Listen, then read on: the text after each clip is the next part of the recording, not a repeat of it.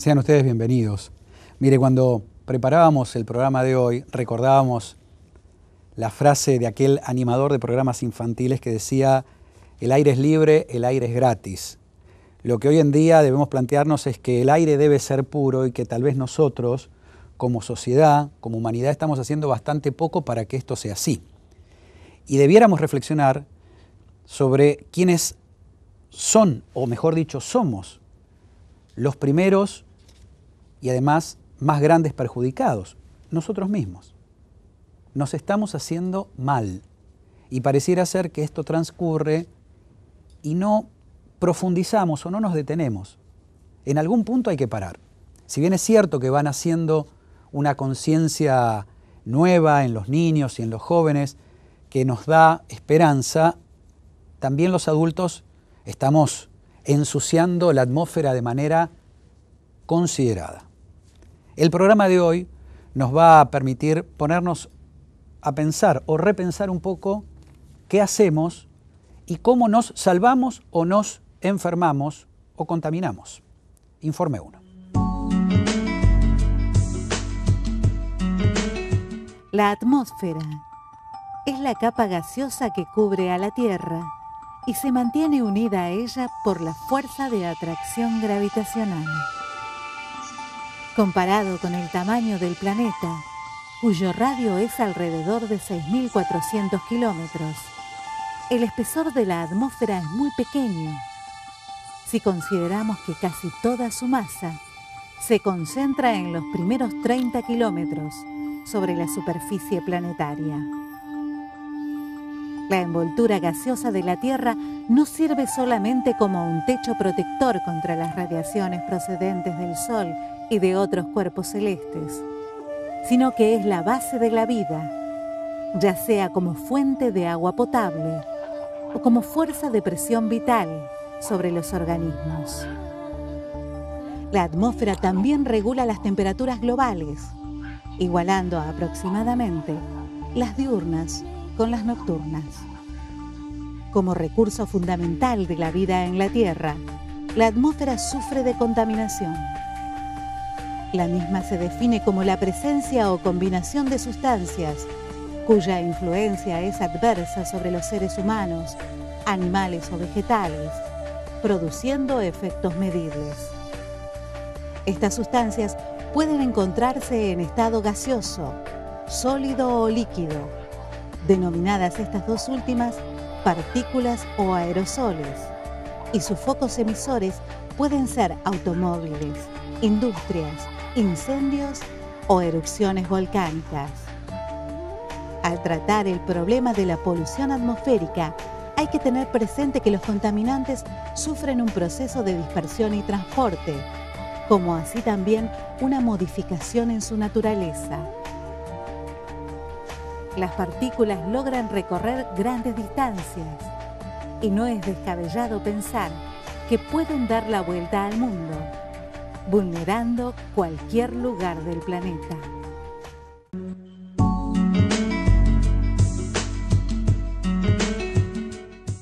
Está con nosotros la doctora Laura Mazzolo, que es, entre otras cosas, investigadora de la Universidad de La Plata. Ahora vamos a estar contando un poquito más qué responsabilidad ella tiene en la provincia más importante de la Argentina. Pero como investigadora podríamos decir que, no quiero ser tremendista, pero que estamos haciendo lo posible para enfermarnos con algo que es vital, el aire que estamos ensuciando. Sí, en parte se puede decir que el aire está contaminado, pero tampoco, digamos, decir que nos estamos enfermando. O sea, en determinados sectores hay niveles de ciertos contaminantes que están excedidos para lo que se llama que puede llegar a producir efectos sobre la salud. En otros sectores no lo es. Depende, digamos, si estamos en un sector cercano a la industria o si estamos en un sector con mucho tránsito vehicular, como puede ser en las grandes ciudades, o si estamos en un sector más alejado, donde el aire está mucho más limpio, ¿sí? Los trastornos que puede producirle al ser humano la contaminación del aire tal vez no se ven de manera inmediata, a corto plazo, es más bien a mediano o largo plazo. Lo que sí estamos observando, casi le diría de manera permanente en cada uno de los ciclos del año, primavera, verano, otoño, invierno, es que algo está pasando con la atmósfera porque los inviernos son más cortos, pero los fríos más intensos, los veranos más prolongados y los calores más excesivos. ¿Esto forma parte de esa ya no contaminación del aire, sino es estar dañando la atmósfera? Sí, esos son más que nada los temas de ámbito global, ¿sí? Donde la contaminación del aire puede de alguna manera hacer eso, que los veranos sean más calientes, los inviernos más fríos. Después, bueno, están los otros problemas que son de ámbito más local, lo que vos comentabas antes, que pueden llegar a estar dañando a la salud de la población, ¿sí? Ajá. Que es correcto lo que vos comentaste, que hay problemas que pueden verse a largo plazo. De hecho, hay compuestos que, por ejemplo, son cancerígenos, que eso se van a evidenciar a largo plazo. Ajá. ¿Y cómo sabemos dónde estamos parados? Bueno, para saber dónde uno está parado, lo que hay que hacer es tener monitoreos sistemáticos, ¿no es cierto?, de la calidad del aire en las distintas zonas, sobre todo en lo que uno habla de zonas críticas, ¿sí?, donde hay mucho sector industrial, donde hay mucho tránsito vehicular. Eso, bueno, habría que monitorearlo de manera permanente. Usted es la jefa del área de efluentes gaseosos de la Oficina para el Desarrollo Sustentable de la Provincia de Buenos Aires. Sí.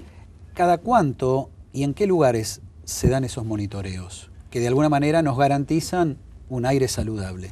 Bueno, nosotros desde el organismo en particular lo que controlamos son las fuentes fijas, ¿sí?, todo lo que sería el sector industrial. Y bueno, permanentemente estamos controlando, cada industria tiene que hacer una declaración jurada de los efluentes gaseosos, ¿sí?, de lo que emanan a la atmósfera, y nosotros además las inspeccionamos y evaluamos si tienen, por ejemplo, sistemas de tratamiento para antes de emitir a la atmósfera. ¿En calidad y en cantidad están esos técnicos para hacer que de pronto las inspecciones sean tan periódicas como necesarias? Sí, por ahí nos estaría faltando mayor cantidad de personal, porque la provincia de Buenos Aires es una provincia que tiene muchas industrias y nosotros tenemos el control de toda la provincia. Algunas cosas están tercerizadas, ¿sí?, hacia los municipios, y también el propio organismo tiene unidades de respuesta rápida en distintos sectores de la provincia, donde ante un determinado evento van rápidamente a ver qué es lo que está sucediendo, ¿sí? Vayamos a un ejemplo práctico. Por ejemplo, una empresa X ubicada en determinado espacio geográfico del territorio provincial. Entre que el responsable técnico de esa industria hace la declaración y dice, acá está todo bien, tenemos las plantas de tratamientos, no contaminamos a nuestros vecinos. Entre que él declara, hace el formulario llega y va el técnico a revisar, ¿cuánto tiempo pasa? Y depende del caso. En algunos casos suele pasar un cierto tiempo, en otros casos donde las industrias, digamos, son de determinada envergadura, se trata de ir más rápido. O sea, lo que tratamos es de solucionar los problemas más evidentes, ¿no? Ajá. Nos han presentado la atmósfera cuando éramos estudiantes en la primaria, los dibujos, los gráficos. Después, en la secundaria, se nos ha inculcado mucho más la importancia de relacionarnos con el medio ambiente y cómo no llevar nuestros problemas a kilómetros de distancia, problemas que empezaron a surgir, casi le diría yo, a partir del agujero de ozono. Ahí nos entramos a dar cuenta de lo malo que estábamos haciendo aquí en la Tierra. Sí. ¿Cómo podemos evaluar hoy el impacto ambiental terrestre en la atmósfera y tomando como, le diría yo, casi caso piloto el agujero de ozono? De ese impacto, ¿no? Claro, bueno, eso es un tema de ámbito global, ¿sí? Al agujero de ozono, digamos que contribuyen, ¿sí?, distintos países. Lo que se emana acá o lo que se emana en Estados Unidos o en Europa, todos contribuyen al agujero de ozono que, bueno, lamentablemente nos perjudica bastante a nosotros por el lugar geográfico en el que estamos. Por eso justo le preguntaba, y además como usted tiene esta doble función de ser por un lado funcionaria, pero además investigadora de la universidad, digo, a ver, ¿cómo dimensionar el impacto creado y el daño ocurrido a esta altura del tiempo de la humanidad? Bueno, nosotros en realidad no estamos haciendo evaluaciones de este tipo de temas, o sea, de ámbito global. Lo que nosotros evaluamos es más la incidencia directa, ¿sí?, hacia la población de una ciudad o la población de la provincia de Buenos Aires. Es una manera de evaluar. Claro, sí. Lo que pasa es que, bueno, son distintos contaminantes los que contribuyen de alguna manera a la disminución de la capa de ozono o los que pueden dañar la salud por respirarlos. Sí. ¿Sí? ¿Cuáles son los principales contaminantes de las ciudades más grandes, cuantitativa y cualitativamente hablando, en cantidad de población y en cantidad de industria? ¿Cuáles son esos contaminantes ambientales que uno puede decir, bueno, son los más dañinos?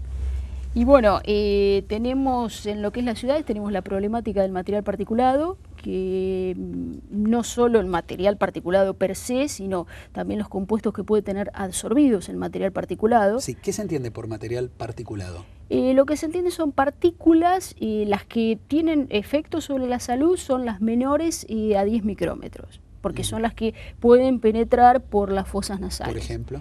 Por ejemplo, partículas que emanan el escape de un auto, ¿sí? O la combustión de una caldera que funciona fuel oil, ¿sí? De esas, cuanto más pequeñas son las partículas, más hacia adentro pueden penetrar y más daño pueden producir. Sí. ¿Sí? Las organizaciones no gubernamentales que trabajan en este tipo de testeos han dicho que estamos con un aire bastante impuro, por ejemplo, por el desperdicio de los escapes vehiculares, ¿no? Sí, sí, eso seguro. El tema del tránsito automotor es muy importante porque sobre todo lo que son los vehículos diésel. ¿Cómo ¿sí? calificamos? De 0 a 10, ¿no? O sea, 10 es una atmósfera pura, un aire saludable, 0 el más contaminado. De 0 a 10, ¿en qué escala estamos? Bueno, siempre depende de la ciudad en la que nos estamos hablamos planteando, del promedio de una gran ciudad. No estamos ni en 10, ni lo peor, ni tampoco en 0. Estaríamos una cosa intermedia, más o menos, tirando un poquito más para arriba. Bien. Hay países como Chile, por ejemplo, que frente a este problema de polución ambiental muy importante, y especialmente el escape de los automotores, han tomado medidas como levantar el escape, el caño de escape de las unidades de transporte público, que son las que más desgaste tienen, por ende los motores terminan emanando más gases contaminantes, funcionan a gasoil, etcétera, etcétera. Digamos, parecieran ser como así medidas muy al alcance de la mano, muy fáciles, no costosas, que contribuirían a esto. Aquí estamos todavía como dudando en algunas de estas cuestiones. Bueno, eso ¿no? digamos que puede ayudar para que el escape por ahí cuando el auto arranca, ¿no es cierto?, no vaya directamente a la cara de la persona que está caminando. Pero no soluciona totalmente el problema, porque eso está un poco más arriba y va a caer. La solución es no contaminar, pero no muy lejano. ¿Qué podemos hacer desde lo cotidiano, desde lo diario? ¿Usted qué nos sugeriría? Bueno, la atmósfera obviamente es importante porque la que está, digamos, la baja atmósfera es el aire que nosotros respiramos, ¿sí? O sea que eso hay que cuidarlo. Y bueno, hay que tratar de incrementar los controles, ya sea a nivel industrial como a nivel de lo que es vehicular, tratar de usar menos el vehículo, andar un poco más en bicicleta, caminar, para que en las grandes ciudades no se concentre tanta cantidad de vehículos. ¿Sí? Doctora, ha sido muy amable, muchas gracias por venir. Bueno, mucho de esto tiene que ver, hemos insistido bastante en esta primera parte del programa, vamos a profundizar en cómo este nivel de contaminación termina afectándonos. Poco o mucho, no importa. En la medida que nos afecte, esto es dañino, es fuente de enfermedades, gasto de medicina, baja de la calidad de vida. Sobre todo esto tenemos que pensar a la hora de cometer un acto irresponsable y no cuidar el ambiente que Dios nos regala y que en definitiva está para que vivamos bien. Informe 2.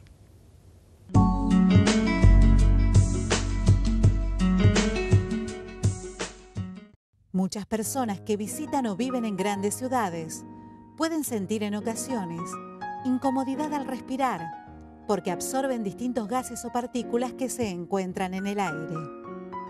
Incluso en las proximidades de estas ciudades, es posible apreciar una nube gris que cubre toda la superficie. Esta situación se conoce con el nombre de smog y se debe a que muchos gases y partículas quedan localizados en las partes más bajas de la atmósfera. El smog está formado por distintos contaminantes, emitidos principalmente por vehículos e industrias. Los más habituales son aerosoles o materiales particulados, óxidos de azufre, monóxido de carbono, óxidos de nitrógeno, hidrocarburos, ozono, anhídrido carbónico, compuestos halogenados, metales tóxicos y sustancias radioactivas. Estos contaminantes, dependiendo principalmente de su concentración, pueden producir distintos problemas en la salud. Son especialmente dañinos para personas en edad avanzada, niños y pacientes con problemas cardíacos o pulmonares, como enfisema, bronquitis y asma.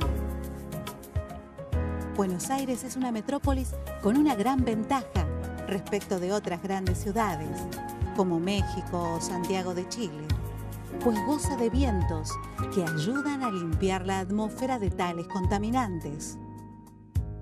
Pero esta situación, naturalmente favorable, se ve perjudicada por la gran cantidad de automóviles que circulan cada día y no alcanza para que la podamos considerar como una ciudad de Buenos Aires.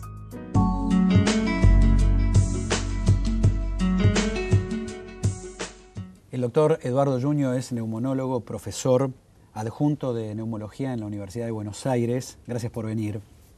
Bueno, al final, no solo el cigarrillo no solo, mata. Pero el cigarrillo no hace bien. No hace bien, por supuesto. No le queremos restar poder dañino, maligno, no.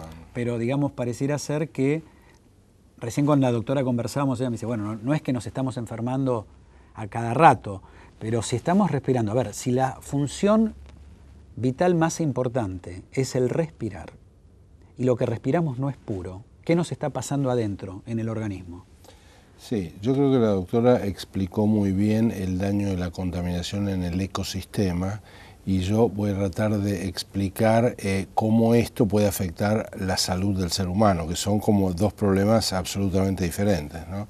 Entonces, al ser humano, estas partículas nocivas, entre las cuales estos gases nocivos, entre los cuales estaría, por ejemplo, el dióxido de azufre o el dióxido de carbono, o el dióxido de nitrógeno. Esto se encuentra como ejemplo práctico en el escape del auto. En el escape del auto, o sea, la mala combustión. En alguna fuente industrial que no esté correctamente controlado sus desechos o lo que fuera. ¿El carbón que arde del asado? También, si está en un ambiente cerrado, y bueno. ¿La estufa con querosén? También, yo creo que todas estas cosas pueden afectar. Y lo que sería más o menos importante decir es que tenemos la posibilidad de que estemos ante la presencia de un sujeto absolutamente sano desde el punto de vista respiratorio, o que estemos en presencia de alguna persona, niño o adulto, que tenga una enfermedad crónica respiratoria, en cuyo caso esta contaminación va a ser mucho peor, sí, por supuesto. Alguien recién casi proponiendo una provocación intelectual decía, bueno, si todos respiramos el mismo aire y el aire no está puro y potencialmente nos puede enfermar, ¿por qué algunos efectivamente van por la vida como sanos y otros enferman? Exactamente. Podríamos dar en estos días o en estos últimos meses que estuvo de moda la arena volcánica en la ciudad de Buenos Aires.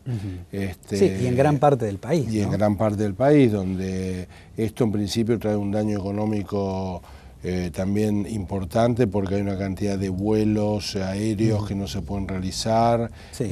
Bueno, múltiples actividades económicas son interrumpidas a causa de todo esto, pero también, y como una cosa muy importante, por lo menos para mí, que es la salud, que me parece que es más importante que lo económico, esto aquellas personas, por ejemplo, que tienen enfermedades crónicas respiratorias como ser la EPOC, la enfermedad pulmonar obstructiva crónica, o el asma, evidentemente las ha dañado en el sentido que esto es capaz de provocar una exacerbación. Quiere decir, un paciente que está estable, de golpe tiene una crisis, se desestabiliza, tiene que concurrir a un hospital, a la sala de guardia mecánica. ¿Hay circunstancias ambientales que enferman al ser humano? Exactamente.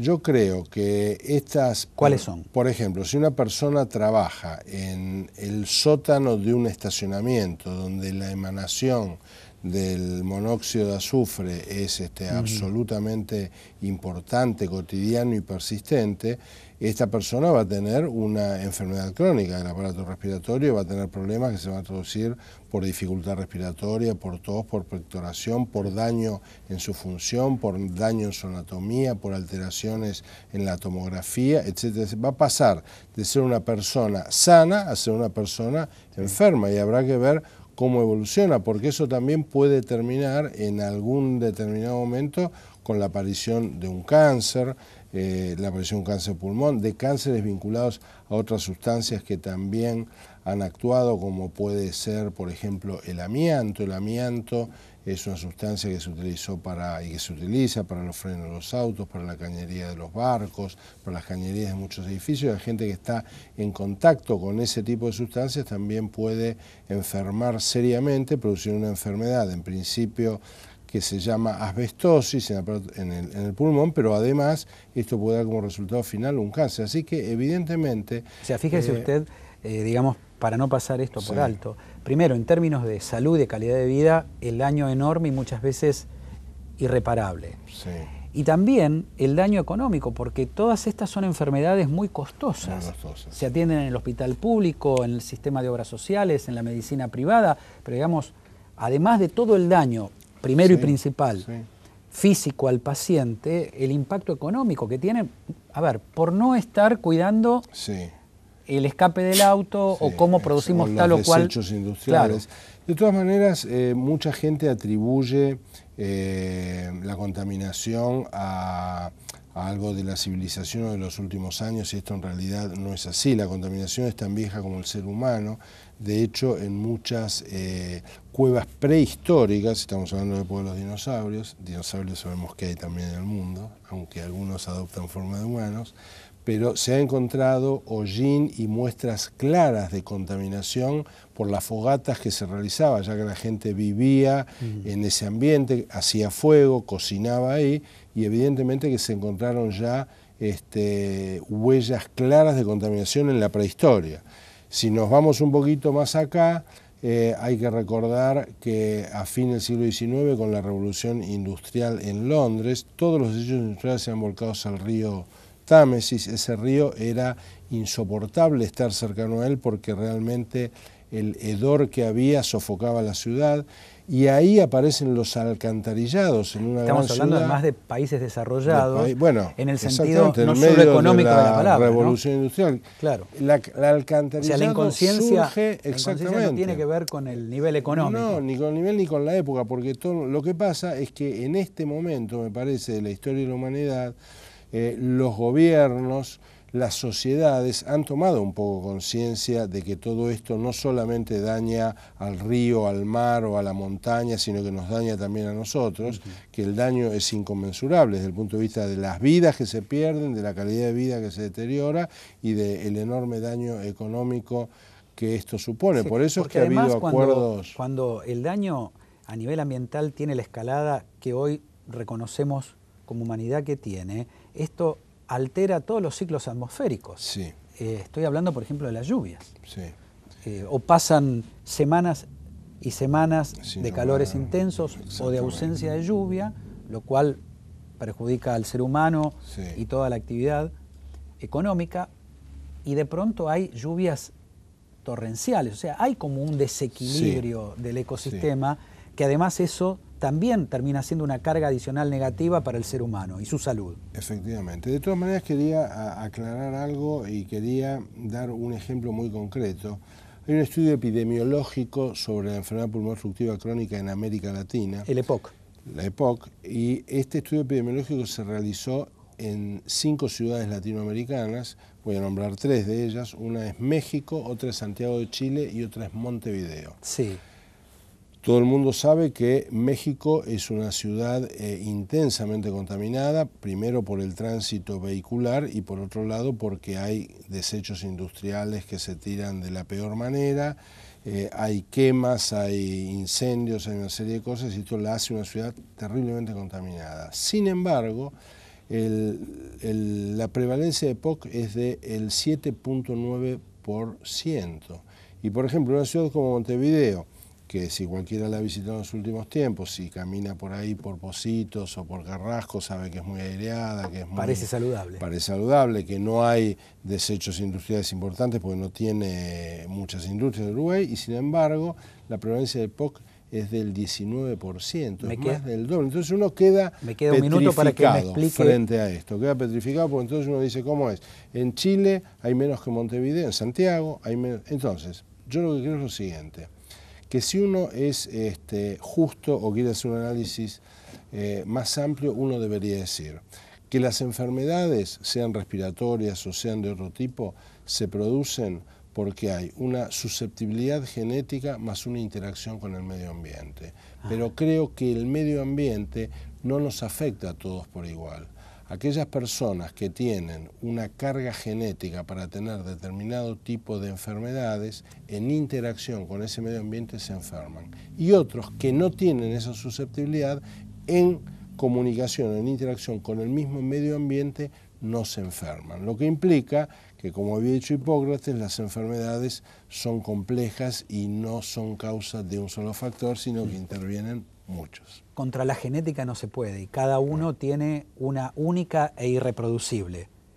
Pero si vivimos más saludable, cuánto mejor. Pero por supuesto, y lo podemos hacer. Y esa es la invitación, porque además, como usted bien subraya, es posible. Hasta la semana que viene, muchas gracias.